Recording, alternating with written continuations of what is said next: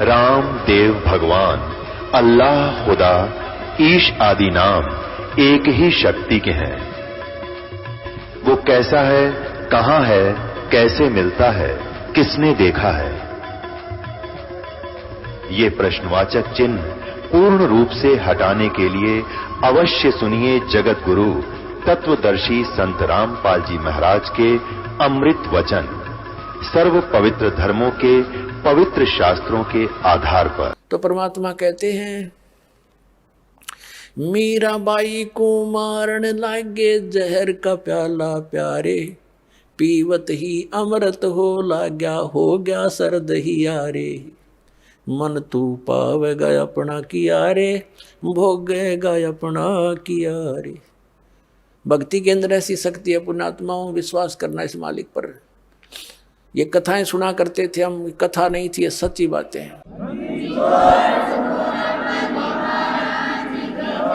कहाँ तो विष ने मारना था, कहते हैं पीवत ही अमृत हो गया और हो गया सर्द ही यारे।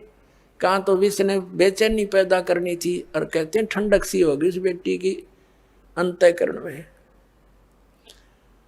अब उसने सोचा भाई ना तो या मारे तो मरती, उसके देवर ने। अब इसका के इलाज करो, इसने तो हमारा बट्ठा बैठा दिया इज्जत का। उसने उसकी माँ बुला ली, मीराबाई की उससे कहा कि मौसी तू समझा दे इसने। और माँ की बात बेटी मान लिया करती है।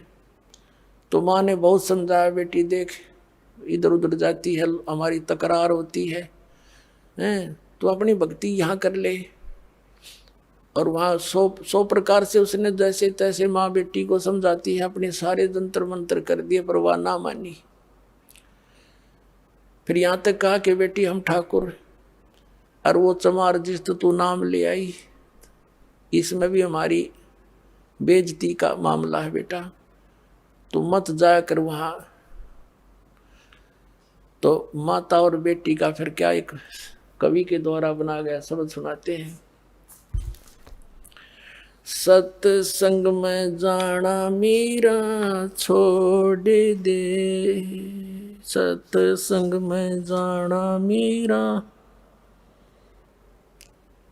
आए मारी लोग करें तकरार, सत्संग में जाना मीरा छोड़ दे। आए मारी लोग करें तकरार, सत्संग में जाना मीरा छोड़ दे। सत्संग में जाना मीरा छोड़ दे, हाय मारी लोग करें तकरार, सत्संग में जाना मीरा छोड़ दे। सत्संग में जाना मेरा ना छूटेरी, सत्संग में जाना मेरा ना छोटेरी। हारी चाहे जड़ के मरो संसार, सत्संग में जाना मेरा। हारी चाहे जल के मरो संसार, सत्संग में जाना मेरा। थारे सत्संग के राय में है, थारे सत्संग के राय में है। आए वहाँ पर रहते हैं काले नाग, कोई कोई नाग तन डस लेवे। आए वहाँ पर रहते हैं काले नाग, कोई कोई नाग तन डस लेवे। जब गुरु जी की मेरे फेरी, जब गुरुओं की मेरे फेरी। आरी व तो सरप गंडे वे बने जाव, सत्संग में जाना मेरा ना छुटेरी। हारी व तो सरप गंडे वे बने जाव, सत्संग में जाना मेरा। सत्संग में जाना मीरा छोड़ दे, सत्संग में जाना मीरा छोड़ दे। आए मारी लोग करें तकरार, सत्संग में जाना मीरा छोड़ दे। सत्संग में जाना मेरा ना छूटेरी, सत्संग में जाना मेरा ना छूटेरी। हारी चाहे जड़ के मरो संसार, सत्संग में जाना मेरा। थारे सत्संग के राह में है, वह माता डराना चाहती है बेटी को। तुम्हारे सत्संग के राह में आए वहाँ पर रहते हैं बब्बर शेर, कोई कोई शेर तन खा लवे, कोई कोई शेर तन खा लवे। जब गुरु जी की मेहर होवेरी, जब सतगुरु जी की मेरे होवेरी। आरी वो तो शेरों के गिदड़ बने जावे, सत्संग में जाना मेरा ना छुटेरी। हारी वो तो शेरों के गिदड़ बने जावे, सत्संग में जाना मेरा ना छुटेरी। तुम थारे सत्संग के बीच में है, थारे सत्संग के बीच में। हाँ ये वहाँ पर रहते हैं साधु संत, कोई कोई संत तन ले रमे। हाँ ये वहाँ पर रहते हैं साधु संत, कोई कोई संत तन ले रमे। तेरे री मन में माता पाप हैरी, तेरे री मन में माता पाप हैरी। वो संत मेरे माँ बाप हैरी, वो संत मेरे माँ बाप हैरी। हारी वह तो कर देंगे बेड़ा पार, सत्संग में जाना मेरा ना छुटेरी। हारी वे तो कर देंगे बेड़ा पार, सत्संग में जाना मेरा ना छुटेरी। सत्संग में जाना मेरा छोड़ दे, सत्संग में जाना मेरा छोड़ दे। हाँ ये मारी लोग करें तकरार, सत्संग में जाना मेरा छोड़ दे। सत्संग में जाना मेरा ना छोटेरी, सत्संग में जाना मेरा ना छोटेरी। हारी चाहे जड़ के मरो संसार, सत्संग में जाना मेरा ना छूटेरी। वो तो जात चमार है, वो तो जात चमार है, इसमें हमारी आर है, इसमें हमारी आर है।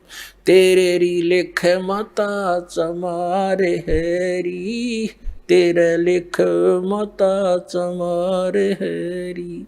मेरा सिरजन और हैरी, मेरा सिरजन और हैरी। हारी वह तो मीरा के गुरु रविदास, सत्संग में जाना मेरा ना छुटेरी। हारी वह तो मीरा के गुरु रविदास, सत्संग में जाना मेरा ना छुटेरी। अपने आत्माओं परमात्मा के पाने के लिए, परमात्मा के पाने के लिए सबसे बड़ी बंधन काल ने, सबसे बड़े रस्से हमारा बांध रखे हैं ये लोक परंपराओं के। और परमात्मा कबीर साहब कहते हैं, सोई जन उभरे जिन तोड़ी कुल की कान। परमात्मा कहते हैं कुल करने के कारण यू अंसा गया बिगो, जब यू कुल के कर लेगा तो चार पाया का हो। आज तो लोक लाज में कुल की मर्यादा में को प्रमुख मानकर सत्संग में आया नहीं, सत्संग सुने नहीं, ज्ञान होया नहीं, भक्ति करी नहीं, फिर गधा बन का घूमेगा, चार पाया का होगा। जब यू कुल के ढालड़ा होगा तेरे, तब यू कुल के कर लेगा तो चार पाया का हो।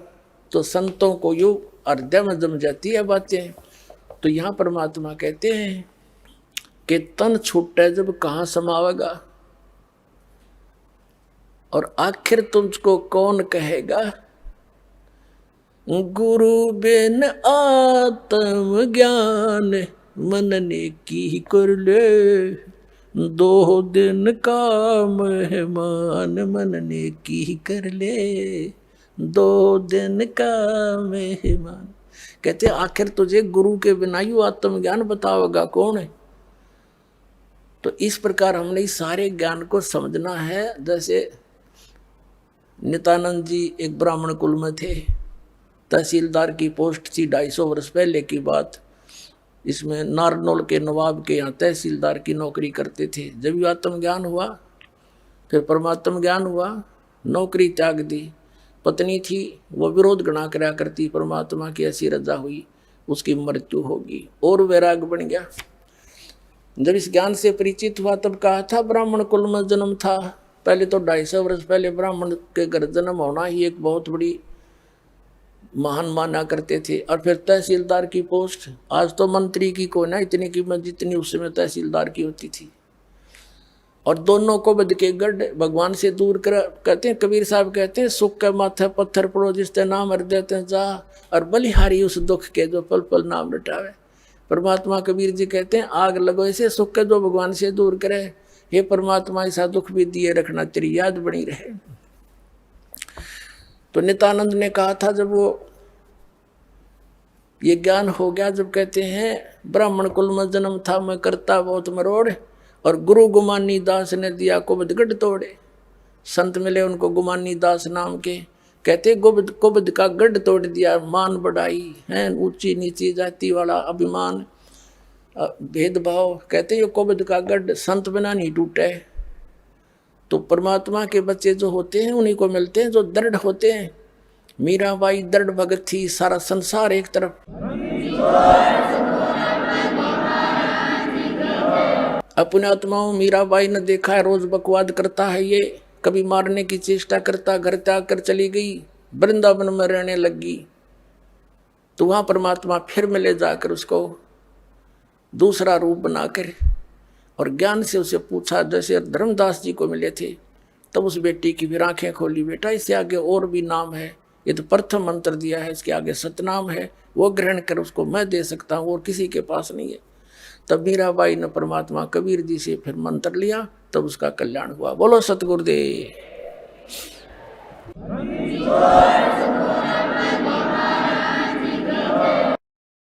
परम पिता परमात्मा कबीर परमेश्वर जी की असीम रजा से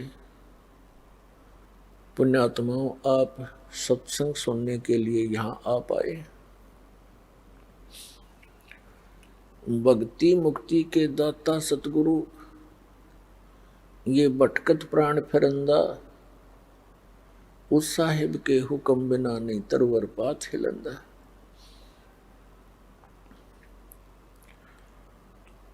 पुण्यात्माओं इस काल के इंद्रजाल को परमात्मा ने आके स्वयं बताना पड़ा, क्योंकि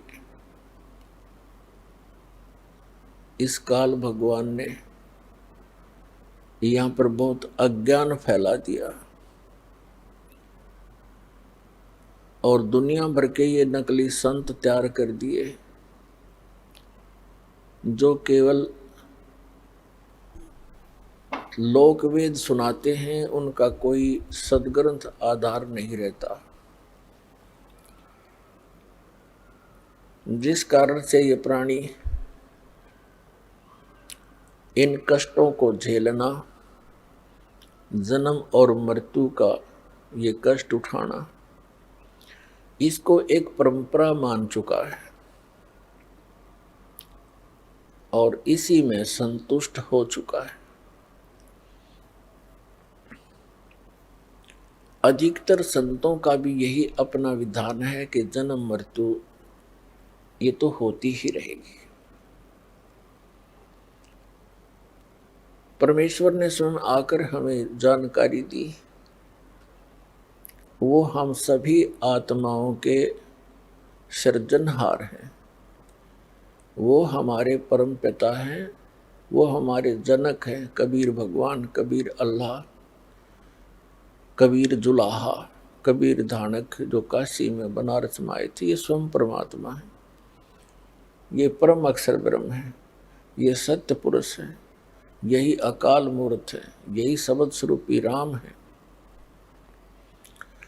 अब अपने उस निज स्थान की जानकारी परमात्मा ने स्वयं आकर देनी पड़ती है, क्योंकि यहाँ का जो राजा है, यहाँ का जो मालिक है, स्वामी है, ईश है, ये काल है। इसको श्राप लगा हुआ है 1 लाख मानव शरीरधारी प्राणियों के सूक्ष्म शरीर को तपत शिला पर भून कर उससे निकले हुए गंध को खाता है। जीव मरता नहीं, लेकिन वहाँ पीड़ा बहुत होती है जब इसको तपतशिला पर डाला जाता है। तपतशिला एक बहुत बड़ी तई समझ लो, तई तवे होते हैं, बड़ी बड़ी तई होती हैं, भट्टियों पर रखते हैं। ऐसे एक पत्थर की सब अपने आप जल रही है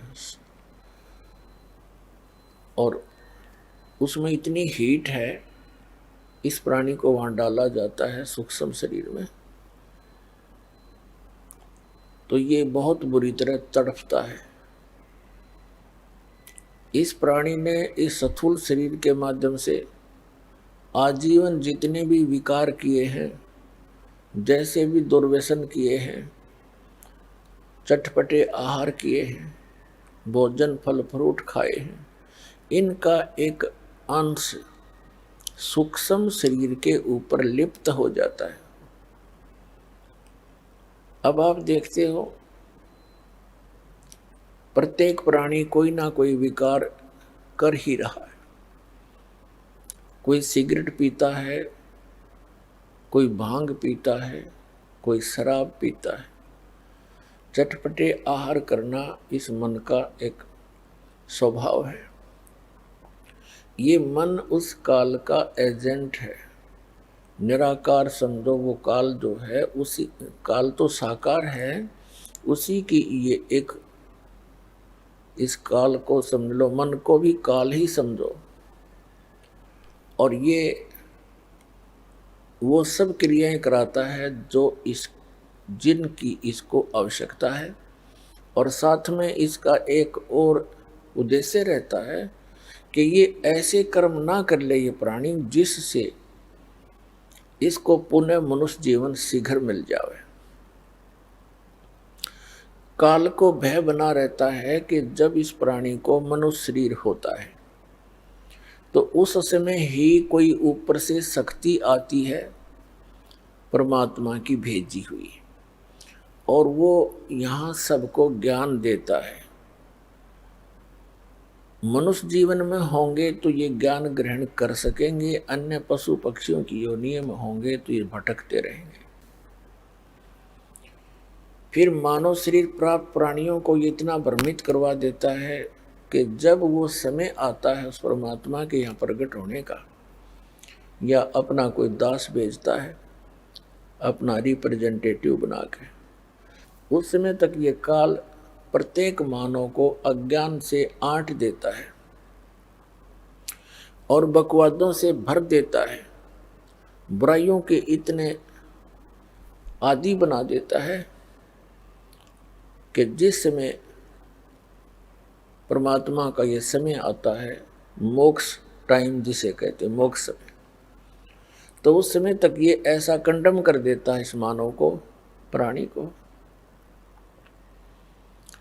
या तो ये भक्ति चाहता नहीं, अन्य बकवादों में लगा रहता है, राजनीति में बड़ी पोस्ट प्राप्त करने के लिए, स्टडी में, और फिर सारा जीवन जोड़ के एक कोठी और करके 10-20 लाख रुपए बैंक में आप मर जाता है, आप गधा बना फिरता है और बैंक के बैलेंस ने पता नहीं कौन वर्तता है।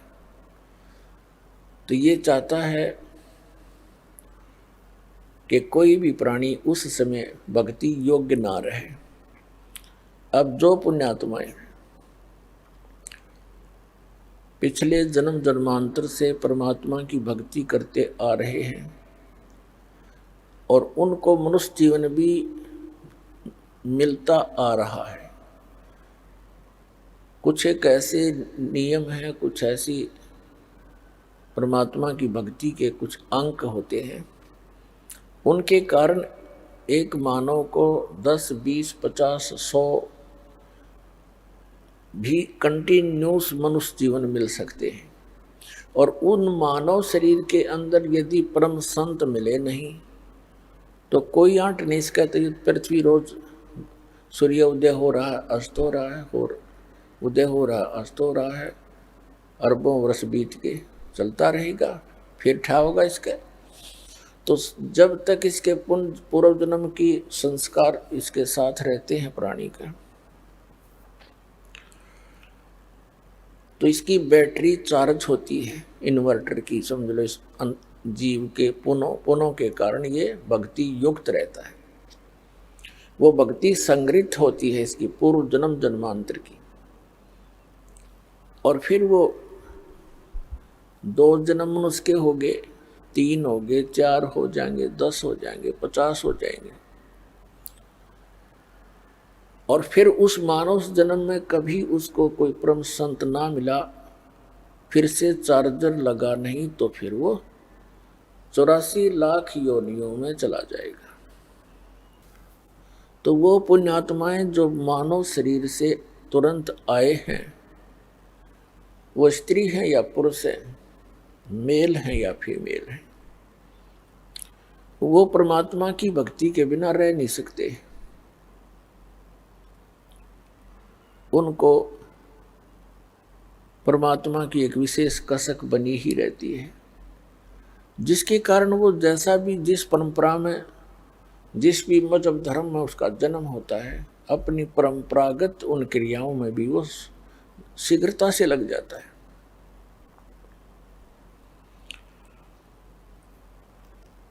तो काल भगवान ने परमात्मा से कहा था, जब परमेश्वर प्रथम बार इस काल के लोक में आए थे,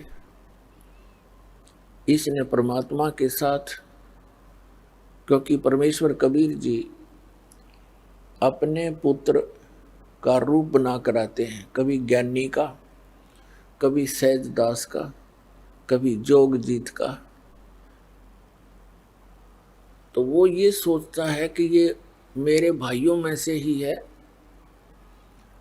क्योंकि ये भी काल भी परमात्मा का ही पुत्र है। हम सभी उसी के बच्चे हैं, चाहे कोई चींटी है, हाथी है, शेर है, बगेरा है, गवेरा है, राजा है, रंक है, किसी भी मजहब धर्म में जन्मा है। लेकिन जो बच्चे निकम्मे हो जाते हैं वो तो निकम्मे ही होते हैं, अच्छे बच्चे वो अच्छे ही होते हैं, फिर भी होती संतान ही है। तो इस काल ने परमात्मा को अपना बड़ा भाई जानकर उसके साथ विरोध किया कि तू यहाँ कैसे आ गया जोगजीत। उसको ये भी डर रहता है कि हो सकता है कोई परमात्मा का संदेश लेकर आया हो, कोई आदेश हो। कहा जो आदेश है परमपिता का, पहले मुझे वो सुना और फिर तुझे तेरी पिटाई करूँगा मैं, क्योंकि मैंने तेरे से वहाँ प्रार्थना की थी कि मुझे इस लोक सतलोक से निकाल मत। तूने मेरी एक नहीं सुनी थी, मुझे वहाँ से निकाल दिया था। अब तू मेरे लोक में कैसे आ गया? अब मैं तुझे गढ़ूंगा। तब परमात्मा अपने पुत्र जोगजीत के रूप में खड़े थे। इससे कहा कि सुन ले आदेश परम पिता का। मैं क्या उद्देश्य लेकर आया हूं?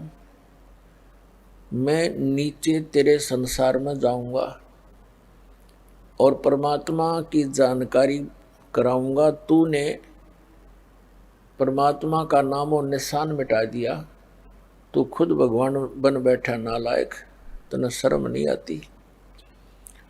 इन भोली आत्माओं ने गलती की, तेरे ऊपर आसक्त होकर तेरे साथ आ गए। फिर ऐसी दुर्गति किया करते हैं, कोई गधा बना दिया, कोई गधी बना रखी, कोई कुत्ता, कोई सुअर सुअरी गंद में लेट रहे हैं, क्या खा रहे हैं।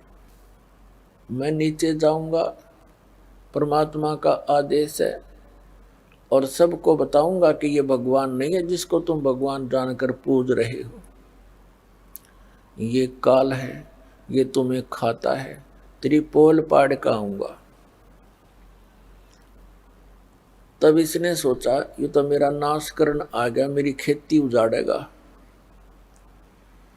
तो इस काल ने परमात्मा को जोग जीत समझ के उसके ऊपर ऐसे झपट्टे जैसे अभी मार डालेंगे।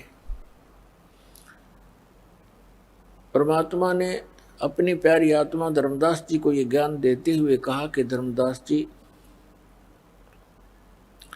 जिस समय उस काल ने मेरे ऊपर अटैक किया, आक्रमण किया, मैंने सतनाम का सिमरण कर दिया। पुण्यात्माओं, वो परमात्मा हमें भी सतर्क करना चाहते हैं कि जो प्यारी आत्मा परमात्मा की शरण में आ गए और उनके ऊपर कोई किसी प्रकार की कोई आपत्ति आती है, चाहे कोई दैविक है, चाहे कोई जंतर मंत्र किसी का है, चाहे कोई गाल भी घाल देता है, और आपने उपदेश प्राप्त है तो उस समय अपना श्वास का सिमरण शुरू कर दे। जिसको प्रथम मंत्र प्राप्त है तो प्रथम मंत्र का ही जाप शुरू कर दे, किसी और की आशा नहीं करे कि वो मेरी रक्षा करे। तो परमात्मा ने बताया कि धर्मदास, मैंने सतनाम का सिमरण कर दिया और काल ऐसे कंडम हो गया, ऐसा झटका लगा इसको जैसे पक्षी की पंख कट जाती हैं। पंख उनके कटने के बाद वो जमीन पर पड़ा पड़ा तड़प रहा होता है, वो ऐसा ही हो जाता है। ऐसी दशा होगी इस ज्योति निरंजन काल की। ये चापलूस है। पहले तो इसने सोचा था कि मैं इसको डरा धमका दूंगा, और फिर इसने पैर पकड़ लिए मेरे आकर। कबीर साहब कहते हैं कि इसने नीचे नीचे घिसट कर मेरे चरण पकड़ लिए और पैर पकड़ के रोने लग गया, कहने लगा तो मेरा बड़ा भाई, मैं तेरा छोटा भाई। छोटे तो उत्पात किया करते हैं, बड़े तो अक्षमाही किया करते हैं। मैं तो आपको पिता के समान मानता हूँ, और आप तो उनके ही भेजे हुए आए हो, आप तो उन्हीं की शक्ति हो, मुझे अक्षमा कर दो। परमात्मा ने कहा ठीक है, क्षमा कर दिया तुझे। फिर चरण छोड़े नहीं और कहने लगा कि मुझे मेरे इस लोक में कुछ त्रुटि है, वो आवश्यकताएं मेरी पूरी कर दो। मैं आपका छोटा भाई हूँ, आप तो समर्थ हैं। बहुत घनी चापलूसी करी इसने। तो परमात्मा ने कहा कि बोल, क्या मांगता भिखारी, तू बोल। तब इसने कहा ऐसे नहीं, वचनबद्ध हो जाओ। परमात्मा ने कहा कबीर जी ने, ठीक है, वचनबद्ध हो गया। तब इसने क्या कहा कि 3 युगों में जीव कम ले जाना। अब क्या कहा था जोगजीत रूप में परमात्मा ने कि मैं सभी जीवों को बताऊंगा कि ये काल है, और जो साधनाएं तू करवा रहा है वो तेरे सतर की है, तेरे जाल में फंसे रहने की है। परमात्मा ने मुझे एक ऐसी शक्ति यानी मंत्र दिया है, उस सतनाम के जाप को और सार नाम के जाप को प्राणी को दूंगा, और जिनके पास ये मंत्र होगा उसका तू कुछ बिगाड़ नहीं सकेगा। जैसे उसी मंत्र से मैंने तेरी ये हालत कर दी, और वो मंत्र उन प्राणियों को दूंगा जिनके पास ये मंत्र होगा, तो उनके निकट नहीं जा सकेगा, और सबको सतलोक ले जाऊंगा सतनाम दे करके। तो इसने फिर प्रार्थना की कि 3 युगों में जीव कम ले जाना, चौथा युग जब कलयुग आवे, तब तो शरण जीव बहु जावे। ऐसा वचन हर मोय दीजे, तब तुम संसार गवन संसार ही कीजिए। तब परमात्मा ने कहा ठीक है। और दूसरा ये कहा था कि आप बलपूर्वक ना ले जाना,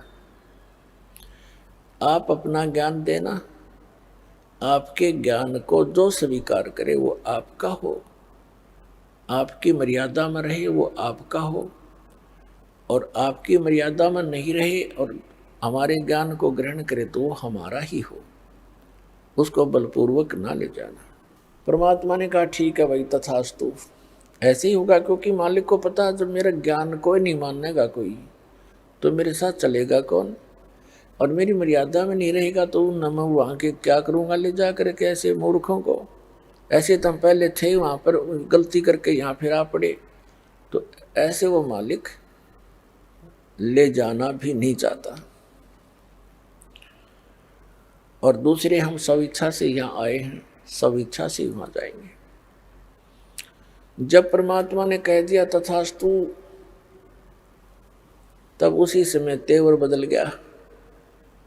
यहाँ सभी प्राणियों का ऐसा ही स्वभाव है।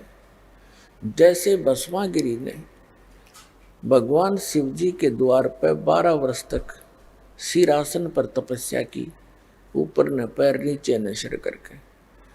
जब भगवान शिव ने पूछा कि क्या चाहते हो भक्त, वचनबद्ध करवा लिए और कहा ये भस्म कड़ा दे दो। जब भस्म कड़ा दे दिया भगवान शिव ने, अगले तेरी साथ बोले त्यार, वो एकदम त्यार बदल गया। नहीं जब करबद्ध खड़ा तो हाथ जोड़े था।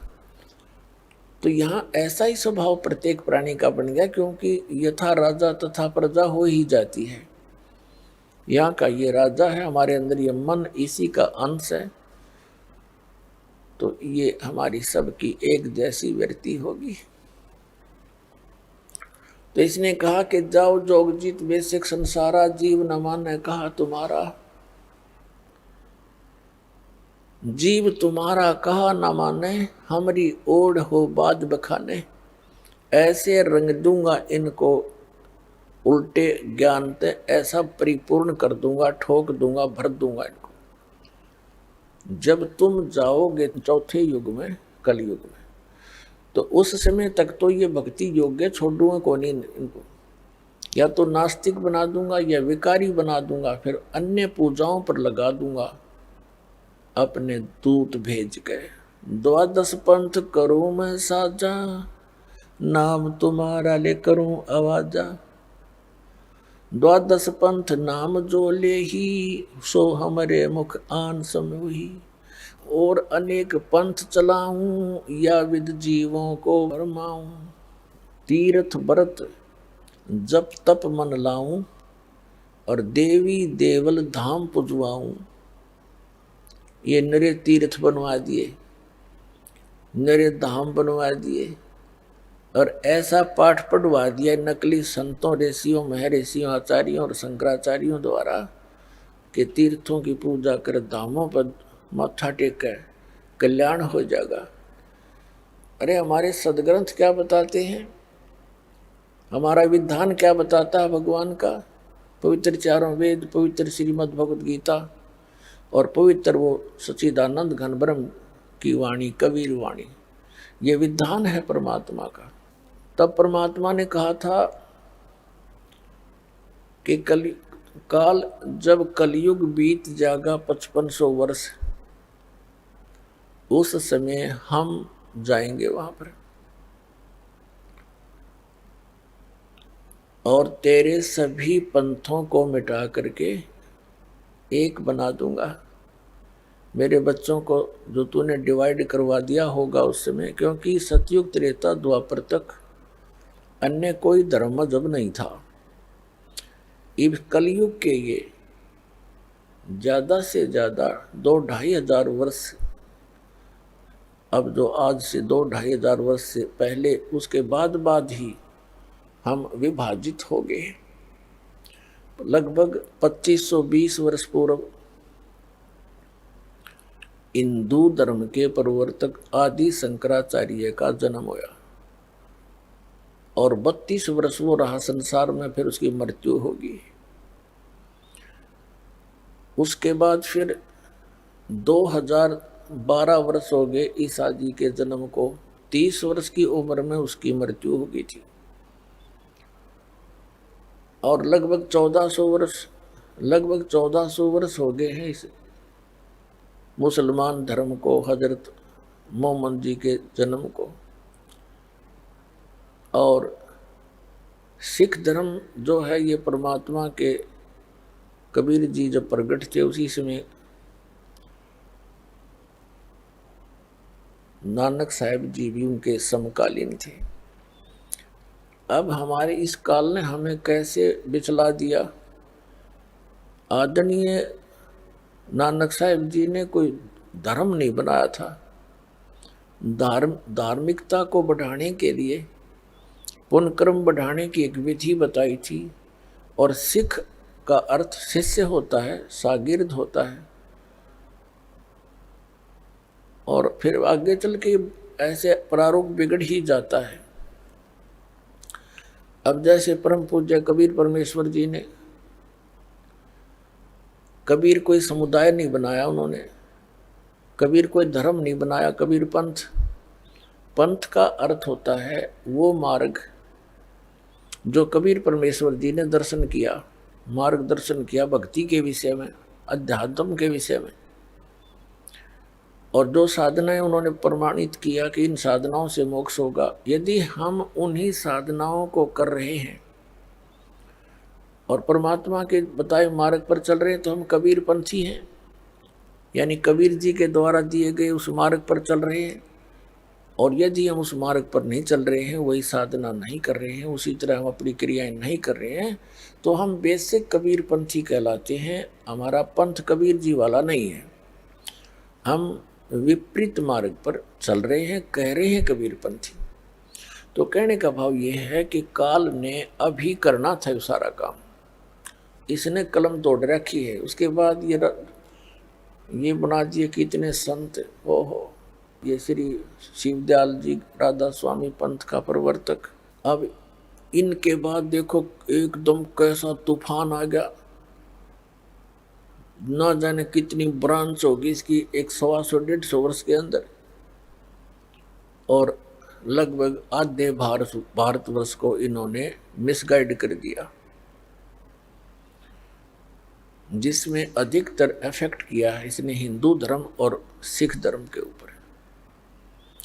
ये नास्तिक बनाने जा रहे हैं प्राणियों को। ये कोई क्रिया नहीं बताते, आंख मीच कर बैठ जाओ 2.5 घंटे सुबह, 2.5 घंटे शाम, और नाम 5 काल के, और कुछ नहीं करना, ना कोई जोत लगानी, ना कोई धर्म भंडारा। ये खीर तक भी नहीं बांटते, सत्संग करते हैं, पानी की व्यवस्था करते हैं। इन्हें तो भट्ठा बैठा दिया मनुष्य मानव जीवन का।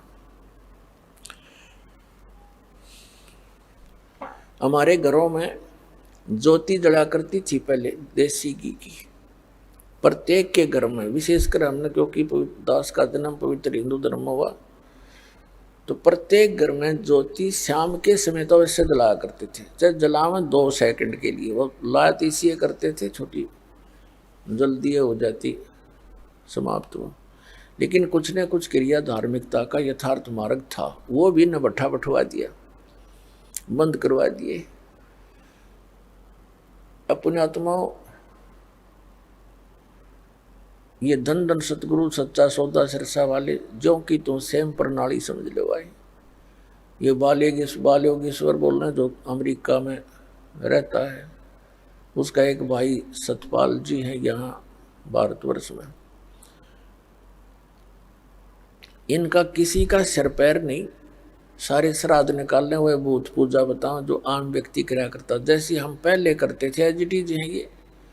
या साराम जी ने कख नहीं पता, मूर्ख बना रहा है इतनी दुनिया ने।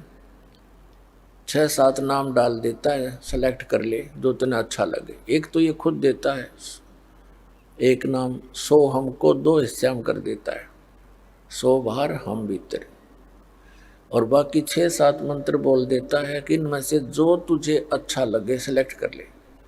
अरे भले आदमी, एक डॉक्टर के पास मरीज जाता है और मरीज का अगर 6 कैप्सूल 6 प्रकार की गोली डाल दे, तेरी मर्जी सेलेक्ट कर ले कोई सी, क्या वो डॉक्टर है? मूर्ख बना रहा दुनिया को। तो पुण्यात्माओं, इन न कित कित रोऊं और किस किस न रोऊं, या तो कुआ भांग पड़ी। परमात्मा कहते हैं कबीर ये माया अटपटी सब गट आन अड़ी, और किस किस न समझाऊं या कुआ भांग पड़ी। अपने आत्माओं, आपके रूबरू जिस भी संत महंत आचार्य शंकराचार्य का इतिहास दिखाया है, इनके पास कख नहीं पाया, कख भी कैख है भी नहीं इनके पास भक्ति का। और ये बोले श्रद्धालुओं को कितनों को गुमराह किए बैठे हैं। ये स्वयं भी पाप के भागी और काल के पक्के एजेंट बन गए। और फिर ये काल कुछ नहीं देगा इनको, क्योंकि इसके पास कुछ पावर नहीं देने का। ये तो नाश कर सके है, जिसका नाम में काल हो गया तो उसके पास रहम कैसे हो सकता है, दया कैसे होगी उसके पास। जैसे कसाई है और बकरे पालता है, उन बकरे बकरियों को भले कितनी सेवा करता दिखाई देता है, उनके लिए सारी सुविधाएं भी उपलब्ध कराता है, लेकिन वो उन पर रहम कैसे कर सकता है? क्योंकि वो तो उसने पाल ही इसलिए रखे हैं कि उनको खावे और बेचे। तो ये जिस लोक में आप रह रहे हो, ये ऐसा लोक उस मालिक का लोक है, इस ईश का लोक है, यहाँ का ये काल मालिक है। तो तब परमात्मा ने कहा था कि जब 5500 वर्ष बीत जाएंगे ना कलयुग के, तब मैं अपना एक, अब परमात्मा इसने साची थोड़ी बताना थी, इस नालायक थी। पहले कहा कि मैं स्वयं आऊंगा, और फिर कहा कि मैं अपना एक महापुरुष भेजूंगा और उसके पास शब्द शक्ति दे दूंगा, तो उसके निकट नहीं आ सकेगा। तो फिर परमात्मा ने कहा था कि जब वो कलयुग का समय आएगा, उस समय तक तू कर ले जो तूने करना है। तो तब इसने कहा था कि जब तुम्हारा वो 5500 वर्ष कर कलयुग का आएगा, उससे पहले तो इनको ऐसा कंडम कर दूंगा, या तो भक्ति करना ही भूल जाएंगे। क्यों नास्तिक बनवाना चाहता सबको ये? जैसे महात्मा बुद्ध था, अच्छी आत्मा थी, भगवान का बच्चा था, काल के हाथ चढ़ गया, क्योंकि पिछले पुण्यकर्मी प्राणी ही ये संत पद को प्राप्त करते हैं। इनकी बोलने की शैली न्यारी होती है पिछले संस्कारवश, और वो दुरुपयोग करता है यो काल इनका। तो उनके बोलने की शैली अच्छी थी, कसक थी उनकी आवाज में, लाखों लोग अनुयायी हो गए। पूरा चीन महात्मा बुद्ध का अनुयायी बन गया, और महात्मा बुद्ध के द्वारा बताए गए भक्ति विधि से उनको कोई अध्यात्म लाभ नहीं हुआ। औपचारिक बातें तो आम आदमी भी जानता है, जब तक भगवान का साथ उसके नहीं होगा उसको, तो वो किसी चीज का भी पालन नहीं कर पाएगा, कुछ दिनों में सब भूल जाएगा। और परमात्मा साथ रहेगा तो उसको अभाव किसी वस्तु का होने ही नहीं देगा, जिससे वो गिरावट में आवेगा नहीं। तो यही हुआ कि भगवान से मिलने वाली राहत बंद होगी। और जब महात्मा बुद्ध आए थे, उस समय सभी प्राणी अच्छी पुण्यात्मा होते थे, वो उनको संसारिक सुख उनके पूर्व जन्म के ही संस्कारों से मिलते रहते थे, और वो ये सोचते रहे कि महात्मा बुद्ध ने जो हमें क्रिया बताई है इससे हम फलीभूत हो रहे हैं, जिस कारण से आगे चल के उनकी संतान इतनी पुण्ययुक्त नहीं, क्योंकि कलयुग में ऐसे ही घटती आ रही है सतर हमारे पुण्यों का। तो फिर उनको कुछ भी लाभ नहीं हुआ, तो उन्होंने त्याग दिया भक्ति को, और विधान बना दिया कि कोई भगवान नहीं है, ये सृष्टि अपने आप बनती और बिगड़ती रहती है, और काल यही चाहता है कि ये नास्तिक हो जाए, बिल्कुल भगवान की रुचि ना रहे, इस खासकर इस कलयुग में। पहले जिसने चिंता थी नहीं। तो पुण्यात्माओं, ये जितने भी राधा स्वामी पंथ, जय गुरुदेव पंथ, सतपाल और बालोगेश्वर का पंथ, और ये आसाराम, और ये जितने भी सुधांशु जी का पंथ, ये कृपालु कृपुल्लु, और ये सारे काल के एजेंट हैं। इनके द्वारा बताए गए भक्ति मार्ग से किसी को भी लाभ नहीं हो सकता, और कुछ दिनों में ये पूरा मानव ये नास्तिक हो जाना था, ये सचकर मान लेना। अब जैसे राधा स्वामी पंथ के प्राणी जो 30-30 वर्ष, 20-20 वर्ष, 10-10 वर्ष वहाँ साधना किया करते थे, और वहाँ उनको सुख होते थे, और बताते थे, जो गुणगान करते थे, गुरुजी आज हमें ये लाभ हो गया, गुरुजी आज हमें ये लाभ हो गया, और ईब उनकी बिरानमटी होगी। इसी जैसे सुखिन राधा स्वामी धन धन सतगुरु सच्चा सौदा सिर साड़े आसाराम रालान हो है, ऐसा तो हम साला सर जाया करते, जब भी होया करता था। उस हनुमान की पूजा, पत्थर की मूर्ति पूजा करने जाते, तभी हमें महसूस होता था कि हमें ये सुख हो गया, हमें ये सुख हो गया। वो होता था हमारे पूर्व जन्म के पुण्यों से, और हम सोच रहे थे बाबा हनुमान जी ने दे दिया, बाबा हनुमान जी बता। अब वो तो आप भगत थे, एक भगत दूसरे भगत को क्या दे सकता है? और वो कभी नहीं कहा करते मेरी भक्ति करो, वो तो खुद भगवान की भक्ति करते थे, औरों को भी सलाह देते थे भक्ति करो भगवान की। तो इन अनाड़ी अज्ञानी काल के एजेंटों ने हमें ये सब हमको उल्टे मार्ग पर लगा दिया। तो ऐसे ही ये प्राणी भ्रमित होकर, जैसा भी पुण्यात्मा को जैसा कोई गुरु मिलता है, उस गुरु जी के बताए अनुसार वो तन मन धन से समर्पित हो जाता है। इसी प्रकार एक धर्मदास नाम के एक बहुत पुण्यात्मा थे। मध्य प्रदेश के अंदर एक बांधवगढ़ नाम का एक शहर था, और वहाँ उस पुण्यात्मा का जन्म हुआ था। बहुत बड़े धनी व्यक्ति थे। धनी व्यक्ति, इतना धन था उनके कि श्री धर्मदास जी के पूर्वज इतने धनवान थे कि कभी कोई प्राकृतिक आपदा आ जाती थी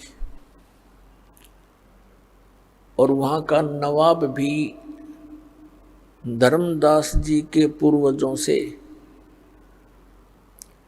वित्तीय सहायता लिया करता था। इतने धनी व्यक्ति होते हुए और फिर भगवान की चाह,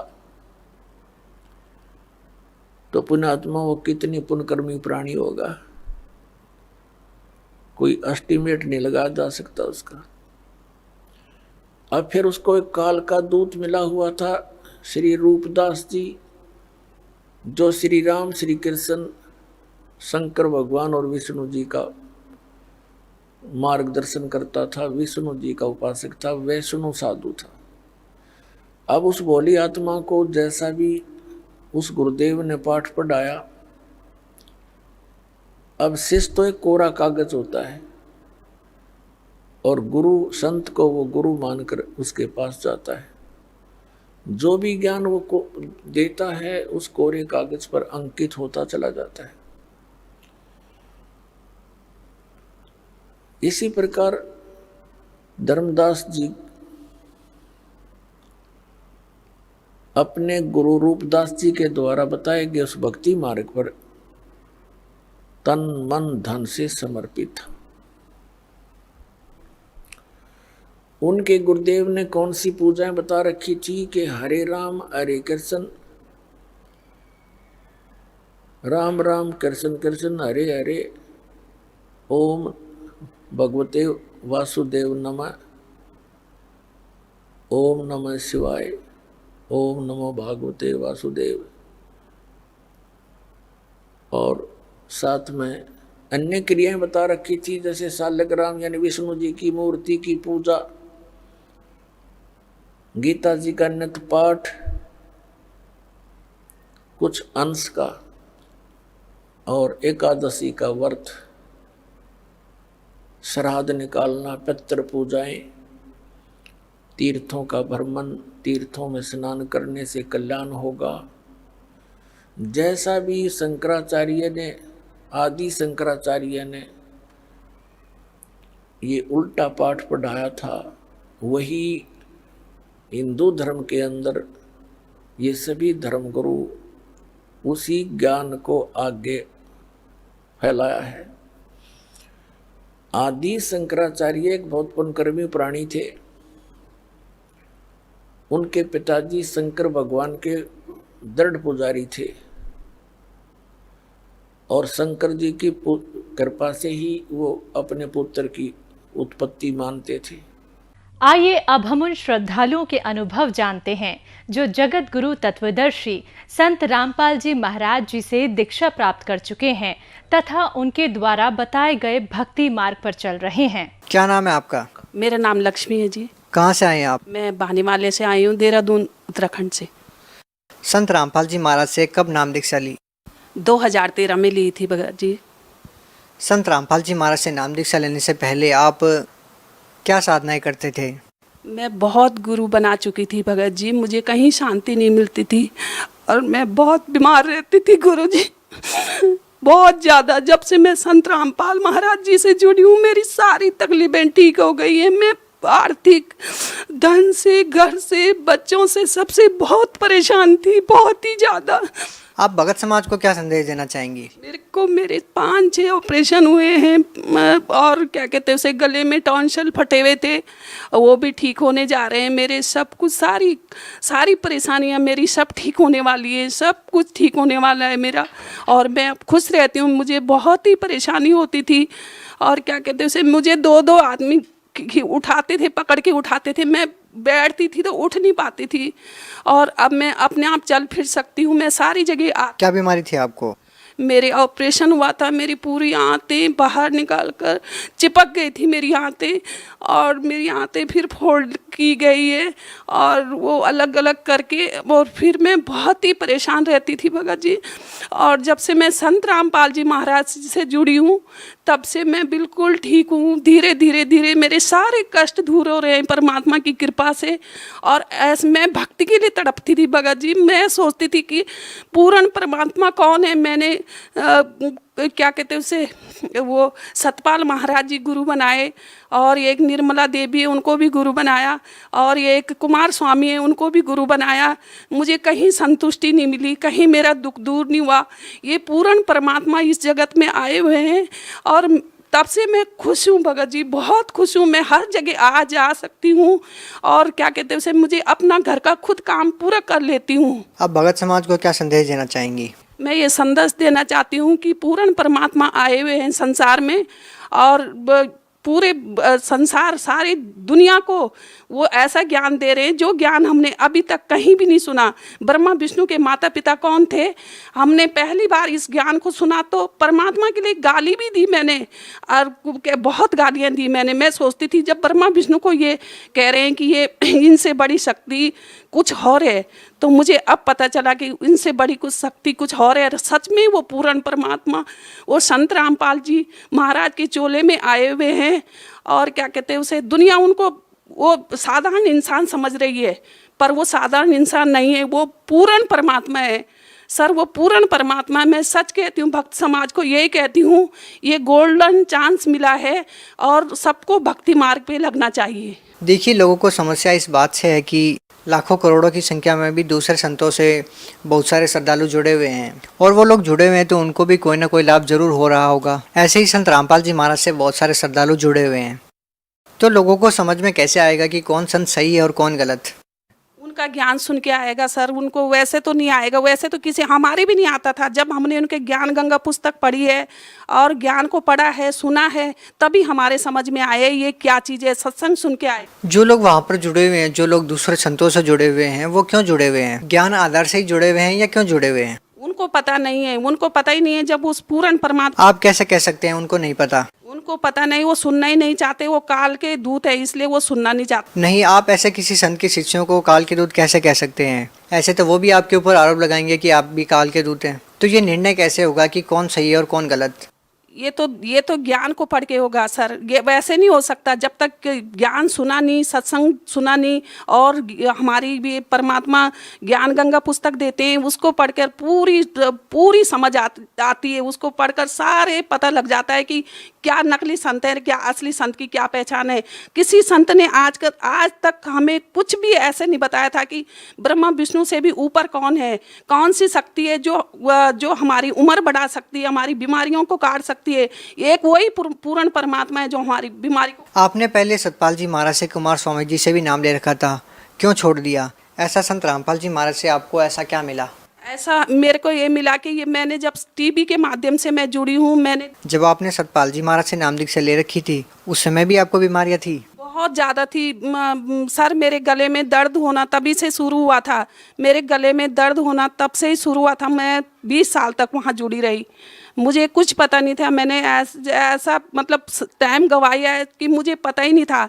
और जब मैंने 2 महीने टीवी देखा है अपनी बेटी के माध्यम से, मेरी बेटी ने बोला मम्मी ऐसे ऐसे संत आते हैं, संत रामपाल जी आते हैं और वो हर कष्ट को दूर कर रहे हैं। आप कुमार स्वामी से कितने सालों तक जुड़े रही? 4 साल रही सर मैं उनके।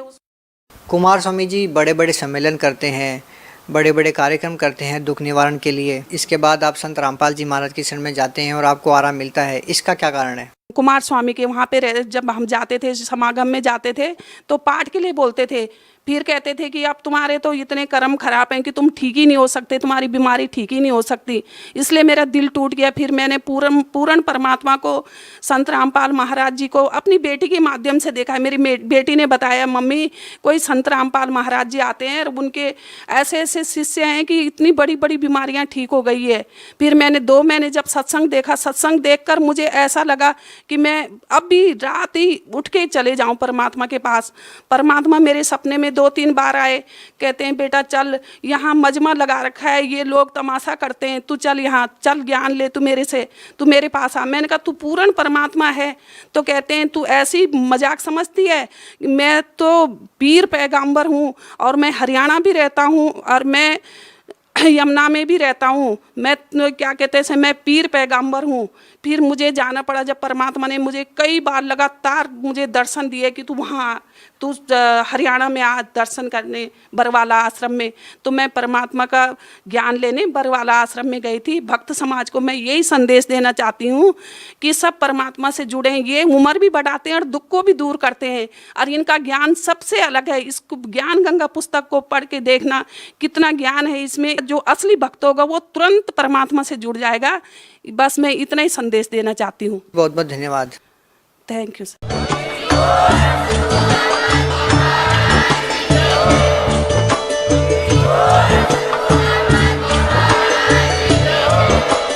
आप सुन रहे थे जगत गुरु तत्वदर्शी संत रामपाल जी महाराज जी के मंगल प्रवचन। अधिक जानकारी के लिए विजिट कीजिए हमारी वेबसाइट www.jagatgururampalji.org। संत रामपाल जी महाराज जी के शुभ आशीर्वाद से पूरे विश्व भर में 500 से भी ज्यादा नाम दीक्षा केंद्र हैं, जिन पर संत रामपाल जी महाराज जी द्वारा ऑनलाइन निशुल्क नाम दीक्षा दी जा रही है। अपने नजदीकी नाम दीक्षा केंद्र का पता करने के लिए संपर्क करें 8222880880।